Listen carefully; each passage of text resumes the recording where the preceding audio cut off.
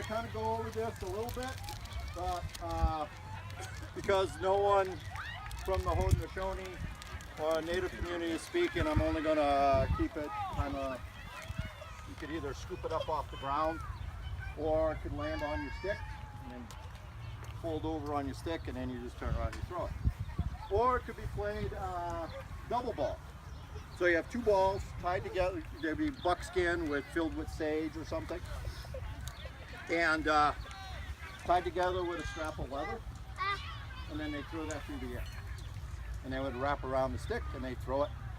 So the Klamath played that, the Bitterroot Sailors played that. So there's those games. Then you have, which were actually the originators of lacrosse. So lacrosse came from that. So eventually someone put a little bit more of a hook and a little bit more of a hook and a little bit more of a hook and brought it around real far into it. There was a war. There was a battle between the good and bad. And they fought and fought and fought. And eventually they settled it over this game. That's the legend of the first. There's a lot of teaching with their game. Okay? This game was not invented by Quint Pesanich on ESPN. In fact, I'd hit the mute button. Okay? That's not the game. The game is about teaching. It was training for war. It was also for peace. So instead of my village going after your village and wiping each other out over who had hunting rights at a beaver dam, we would settle it this way.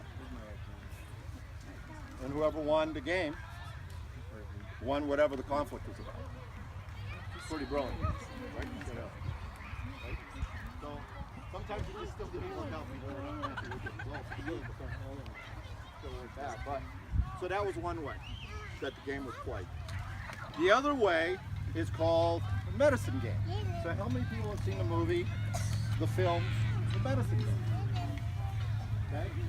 So the other way the game was played, and we play it this way in the fall during powwow, is the game is medicine. And under the Iroquois belief system, so you play, who do you play the game for? You play the game for yourself? So the game is a gift from the Creator to man for the benefit of whom? Creator. He likes to watch people play lacrosse. So it's for his enjoyment. So, and we teach the game this way, regardless if you're Paiute, Mojave, white, it makes no difference. We teach the game the same way. Because our team is associated, affiliated with Burns Paiute Tribe, and they asked me to start the program. But we had to teach it in a manner that was consistent with teachings. So it's not about what kind of fancy socks I got, how cool my shorts are, or anything like that. Because that actually doesn't make a lacrosse player. Even though, you know, loud pants. There you are. Because we are also into taxes. Right?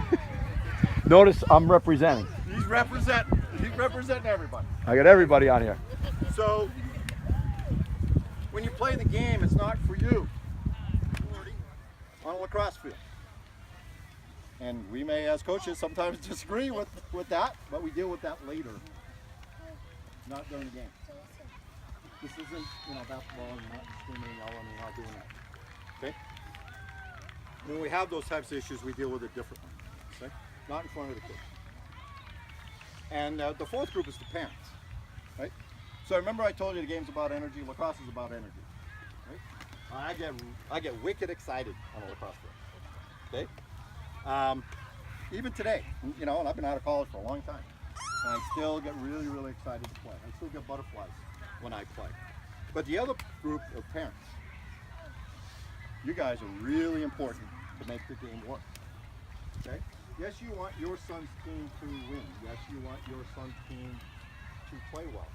But good lacrosse play is good lacrosse play. You go get in a goal.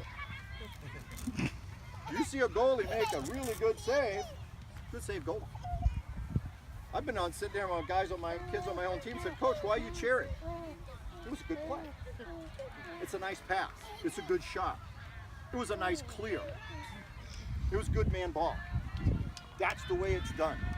Because us coaches are teachers, right? I can't even come to watch my little kids play without me getting involved, right? Because it's about teaching.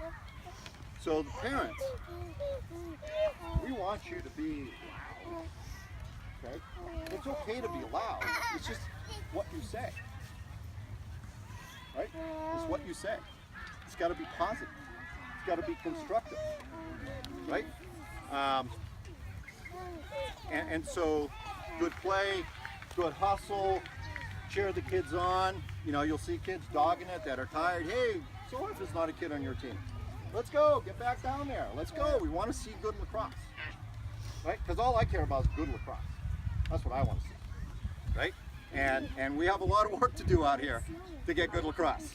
And when I mean good lacrosse, it isn't just this, right?